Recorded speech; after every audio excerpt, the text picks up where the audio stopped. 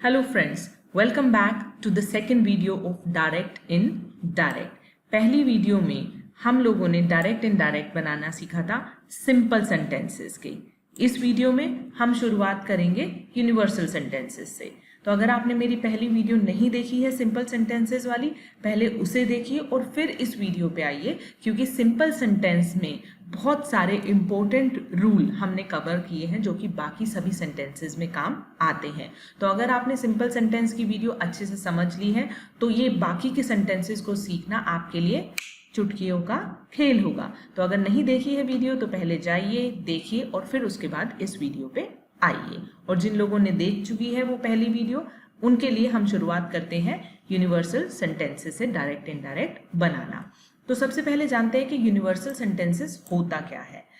Ultimate truth और which do not change, मतलब जिस सेंटेंस में कुछ ऐसी बात है जो चेंज ही नहीं होती है कभी भी, उस तरीके के सेंटेंसेस को हम यूनिवर्सल सेंटेंसेस कहते हैं। Example, sky is dark in the night, मतलब स्काई तो हमेशा डार्क ही रहेगा ना, रात में दिन तो नहीं निकला होगा, चमकेगा तो नहीं, सूरज जैसा सफेद तो नहीं होगा। तो ये एक यूनिवर्सल ट्रूथ है, ये एक ऐसी सच्चाई है जो कभी बदल नहीं सकती। तो ऐसे सेंटेंसेस को हम यूनिवर्सल सेंटेंसेस कहते हैं। तो अब इनके डायरेक्ट सेंटेंसेस का हम इनडायरेक्ट कैसे बनाते हैं, आइए ये समझते हैं। In universal sentences only outside inverted commas changes are made, reported speech remain the same. मतलब जो इन्वर्टेड कोमास के बाहर का एरिया होता है सिर्फ वही चेंज होता है यूनिवर्सल सेंटेंसेस में, अंदर रिपोर्टेड स्पीच चेंज नहीं होती। क्यों नहीं होती? क्योंकि वो ट्रुथ जो है वो तो सेम ही रहेगा ना, वो चेंज थोड़ी हो जाएगा इनडायरेक्ट स्पीच में। तो इसलिए यूनिवर्सल सेंटेंसेस में रिपोर्टेड स्पीच चेंज नहीं होती, सिर्फ बाहर का जो हमारा पार्ट है उसको हम चेंज करते हैं। अब उसको चेंज करने के रूल्स आपको याद होंगे, तो मैंने आपको सिंपल सेंटेंस वाली वीडियो में कराए हुए हैं, तो उसी हिसाब से हम इसको चेंज करेंगे। Ram said to will be converted to told, Leela और इन्वर्टेड कोमास के लिए हम लगाएंगे that. So Ram told Leela that honesty is the best policy. तो हमने अंदर के सेंटेंस को, रिपोर्टेड स्पीच को बिल्कुल चेंज नहीं किया, सिर्फ बाहर चेंजेस करके यूनिवर्सल सेंटेंस का हमने इनडायरेक्ट बना दिया। इसी के साथ यूनिवर्सल सेंटेंस कंप्लीट होता है। अब आते हैं हम इंपैरेटिव सेंटेंसेस पे। अब ये इंपैरेटिव सेंटेंसेस क्या होते हैं? इंपैरेटिव सेंटेंसेस वो छोटे छोटे से सेंटेंस होते हैं जिसमें सिर्फ हम फर्स्ट फॉर्म ऑफ वर्ब या डू नोट के साथ फर्स्ट फॉर्म ऑफ वर्ब का यूज करते हैं, उनको हम इंपैरेटिव सेंटेंस कहते हैं। मतलब इसमें सब्जेक्ट या ऑब्जेक्ट हो सकता है ना ही हो, लेकिन सिर्फ वर्ब की फर्स्ट फॉर्म या फिर डू नोट और वर्ब की फर्स्ट फॉर्म आपको मिलेगी। एग्जाम्पल, गो देयर, मतलब ये भी अपने आप में एक छोटा सा सेंटेंस है ना, वहां जाओ, लेकिन इसमें हमें कोई सब्जेक्ट नहीं दिख रहा है कि राम गो देयर या शाम गो देयर। तो इस तरीके के सेंटेंसेस को हम इंपैरेटिव सेंटेंस कहते हैं। जैसे कि प्लीज हेल्प मी और डू नॉट स्मोक, ये कुछ एग्जाम्पल है इंपैरेटिव सेंटेंसेस के।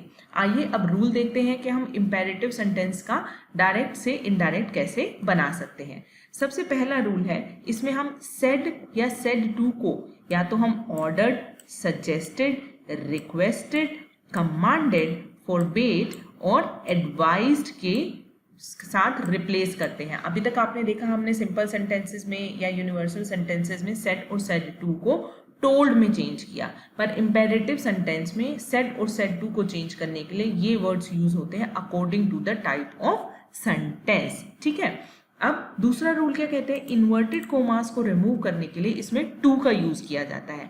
अभी तक हमने जो भी सेंटेंसेस पढ़े उसमें इन्वर्टेड कोमास को हमने रिमूव करने के लिए दैट का यूज किया है, पर जहां पर भी इंपेरेटिव सेंटेंस होंगे वहां पे हम टू का यूज करेंगे। फिर रूल नंबर 3, जो प्रोनाउंस होते हैं वो सिंपल हमारे सन वाले रूल के हिसाब से चेंज होते हैं। तो अगर आपको याद होगा तो हमने फर्स्ट वीडियो में सन एक रूल पढ़ा था जिसमें एस का मतलब सब्जेक्ट, ओ का मतलब ऑब्जेक्ट और एन का मतलब नथिंग।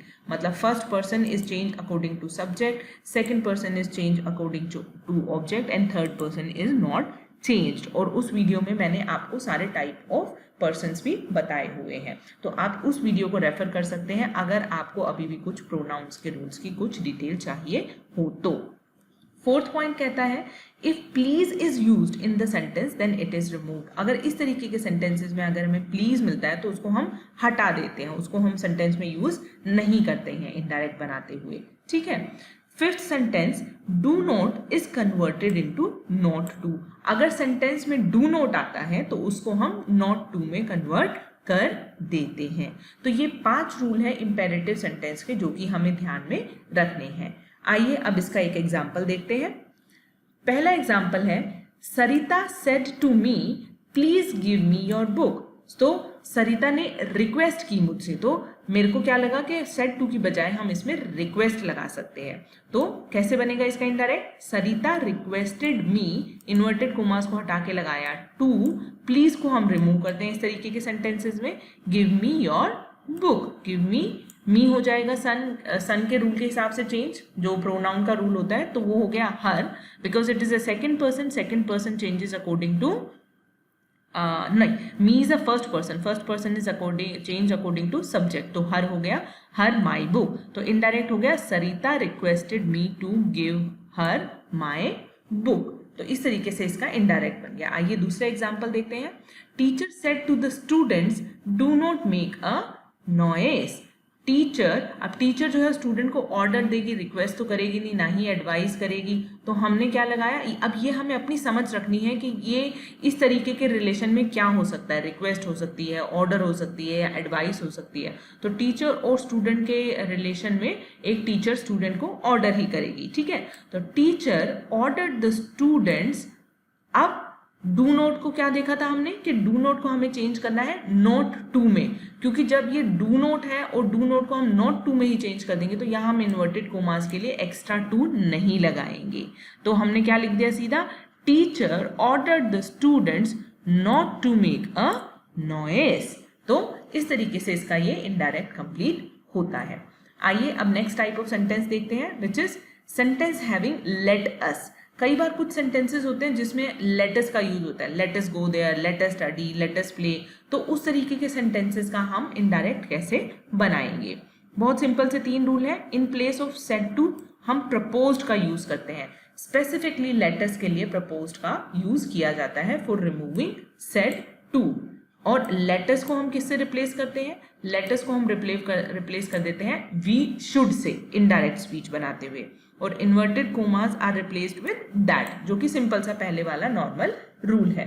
तो आइए एग्जांपल देखते हैं। इसका सेंटेंस है he said to me let us go for a picnic. तो इसका इनडायरेक्ट हम कैसे बनाएंगे, he proposed to me, said to को रिमूव करके हमें क्या लगाना है लेट अस वाले सेंटेंस में, प्रपोज्ड। तो ये हो गया he proposed to me that, inverted commas के लिए दैट, लेट अस को हम हटा देंगे, लेट अस को हटा के हमें लगाना है we should go for a picnic. तो इनडायरेक्ट सेंटेंस हो गया he proposed to me that we should go for a picnic.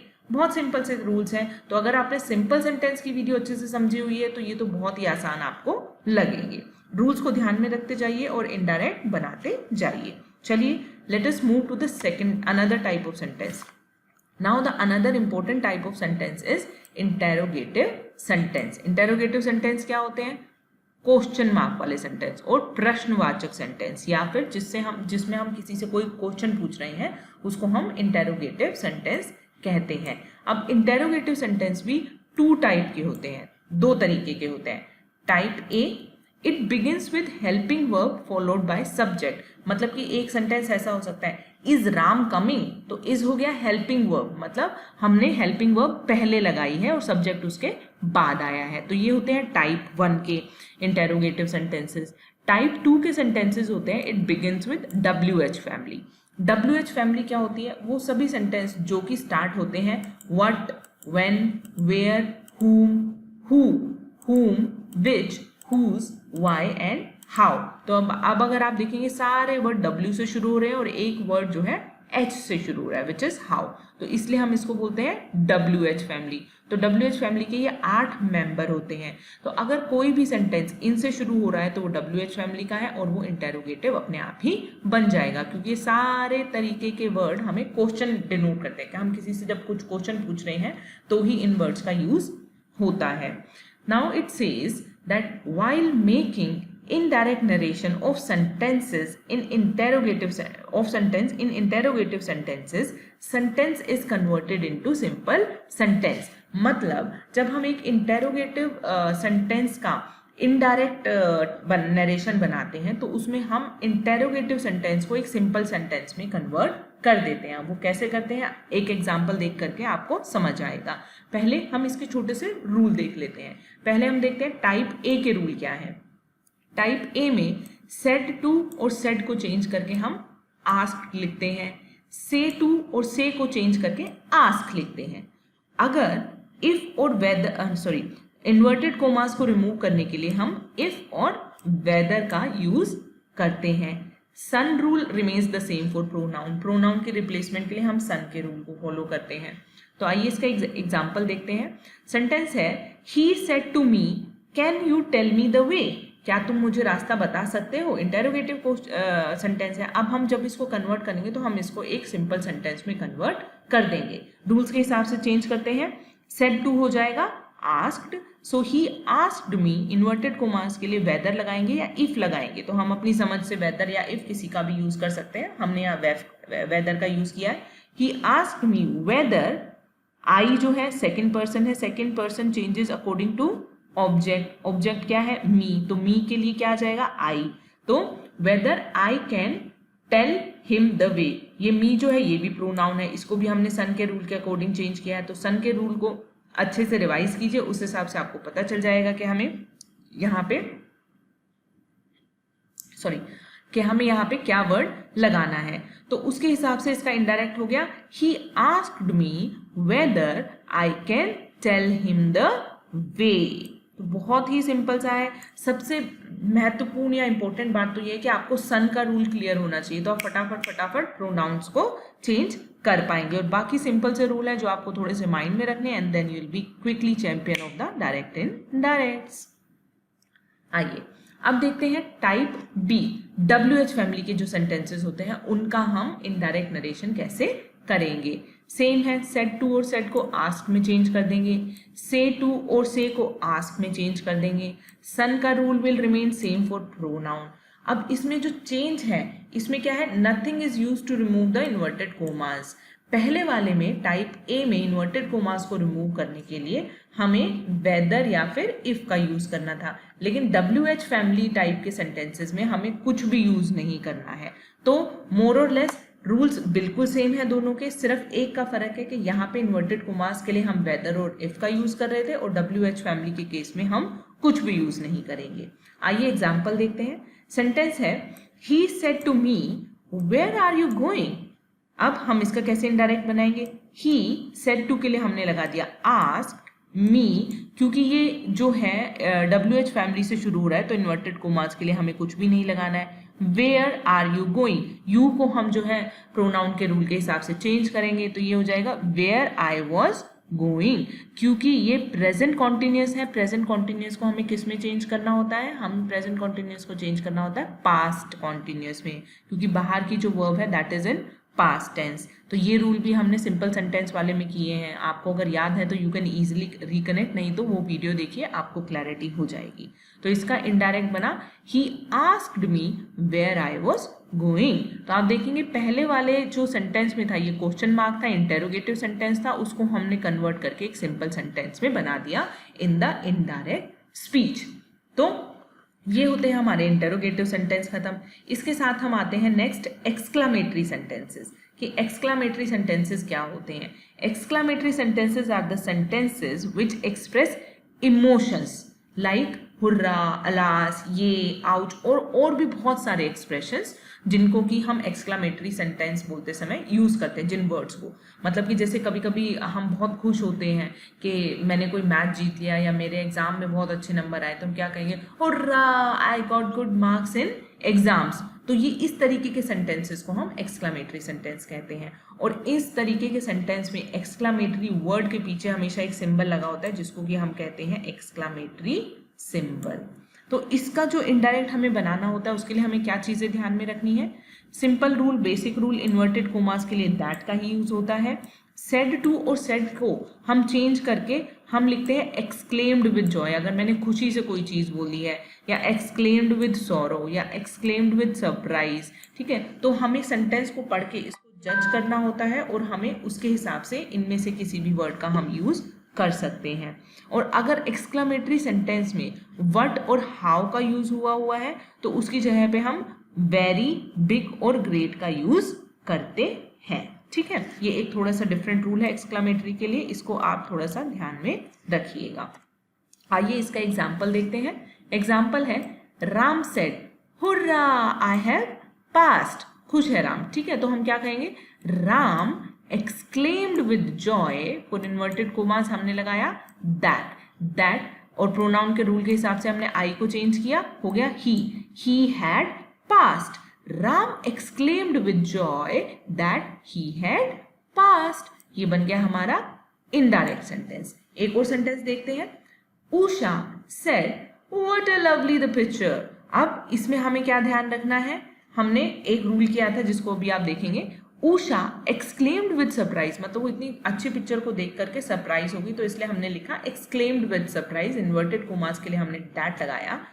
That picture was very lovely, हमने एक यहाँ पे रूल किया था कि हम व्हाट, हाउ, वेरी, बिग और ग्रेट के लिए हम व्हाट और हाउ के लिए हम वेरी, बिग और ग्रेट करते हैं का यूज करते हैं। तो यहाँ पे आया व्हाट के लिए, व्हाट को हटा करके हमने क्या किया, यहाँ पे वेरी का यूज किया, लेकिन कैसे किया वो आपको बहुत ध्यान से देखना है। दैट द, हमने इसको रिवर्स कर दिया, that the picture was very lovely. तो इस तरीके के सेंटेंसेस को बनाते हुए आपको थोड़े ध्यान में रखना है कि जब आप उस सेंटेंस में से व्हाट हटाएंगे और वेरी लगाएंगे तो सेंटेंस अपने आप में एक सेंस निकाले।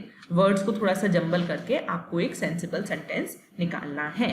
तो इनडायरेक्ट बनता है इसका, Usha exclaimed with surprise that the picture was very lovely. Okay, इसी के साथ खत्म होते हैं हमारे इंटेरोगेटिव सेंटेंस और हम आते हैं अपने last type of sentence, optative sentence पे, कि इसका हम इनडायरेक्ट नरेशंस कैसे बनाएंगे। सबसे पहले तो हम समझते हैं कि ऑप्टेटिव सेंटेंस होते क्या है।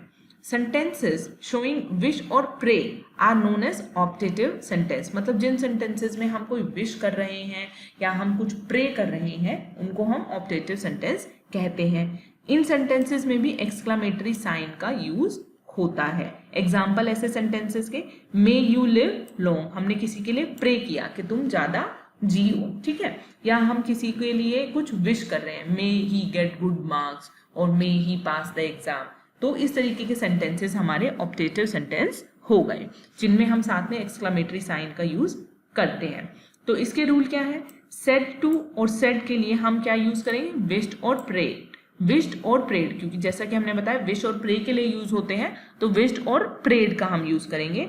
और to and that is use to remove the inverted commas, inverted commas को रिमूव करने के लिए दैट का भी यूज कर सकते हैं और टू का भी यूज कर सकते हैं depending upon the demand of the sentence. आइए एग्जाम्पल देखते हैं। Direct, the old man said to me may you live long, इसका इनडायरेक्ट कैसे बनेगा, the old man wished that I might live long, मतलब उसने मेरे लिए प्रे किया ना या मेरे लिए विश किया, तो मैंने इसको लिखा विश्ड, ठीक है। The old man wished, inverted commas के लिए मैंने दैट ही लगाया। अगर मैं इस पर टू लगाती, to I might live long, तो कोई सेंस नहीं निकल रही है इसकी, इसीलिए हमें सेंटेंस के हिसाब से दैट और टू का यूज अपने आप डिसाइड करना है कि यहाँ दैट आना चाहिए या टू आना चाहिए। तो इसका इनडायरेक्ट बनता है, the old man wished that I might live long, तो ये बन गया इसका इनडायरेक्ट। एक एग्जांपल और देखते हैं।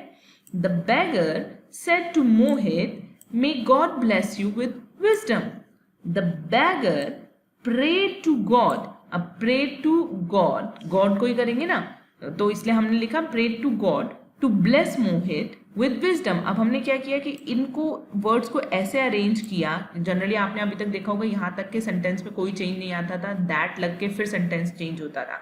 तो यहाँ पे हमने थोड़ा स्मार्टली इंग्लिश का यूज करना है, हमने टू का ही रूल किया है, लेकिन हमने गॉड को पहले लगा दिया और मोहित को बाद में लगाया है। तो सेंटेंस को एक बार ध्यान से पढ़ेंगे। Indirect sentence, the beggar prayed to God, God यहाँ पे आ गया, टू हमने इसमें टू का यूज किया इन्वर्टेड कोमास को हटाने के लिए। The beggar prayed to God to bless Mohit with wisdom. तो ये एग्जाम्पल हो गया कि हम टू कैसे यूज करेंगे ऑब्जेक्टिव सेंटेंस में। इसी के साथ हमारे डायरेक्ट इनडायरेक्ट खत्म होते हैं और हम इस टॉपिक को बिल्कुल अच्छे से समझते हैं। तो हमने देखा कि हमने 7 तरीके के सेंटेंसेस के डायरेक्ट इनडायरेक्ट नरेशंस बनानी सीखी है। तो अगर आपको अभी भी कुछ कंफ्यूजन है इसमें तो वीडियो को शुरुआत से देखिए, धीरे धीरे देखिए, रूल्स को समझिए और उनको अपने माइंड में फिट कीजिए और आपको इन सभी रूल्स की अच्छे से क्लैरिटी हो जाएगी। और जितनी हो सके उतने क्वेश्चंस की प्रैक्टिस कीजिए रूल्स को ध्यान में रखते हुए, तो आपको ये बिल्कुल और अच्छे से क्लियर होता चला जाएगा। इन फ्यूचर मैं भी आपके लिए काफ़ी कुछ क्वेश्चंस लेकर के आऊँगी जिसमें हम प्रैक्टिस करेंगे डायरेक्ट इनडायरेक्ट की। तब तक के लिए आप अपने आप कोई भी बुक उठाइए और अच्छे से डायरेक्ट इनडायरेक्ट की प्रैक्टिस कीजिए इन रूल्स को ध्यान में रखते हुए। तो आज के लिए इतना ही। जल्द ही मिलती हूँ आपसे एक नए ग्रामर के टॉपिक के साथ और एक नई वीडियो के साथ। तो अभी तक अगर आपने मेरा चैनल सब्सक्राइब नहीं किया है तो please share it, subscribe it, like it, and help this channel to grow so that I can make more and more videos for you. So, signing off for today. See you in the next video. Bye-bye.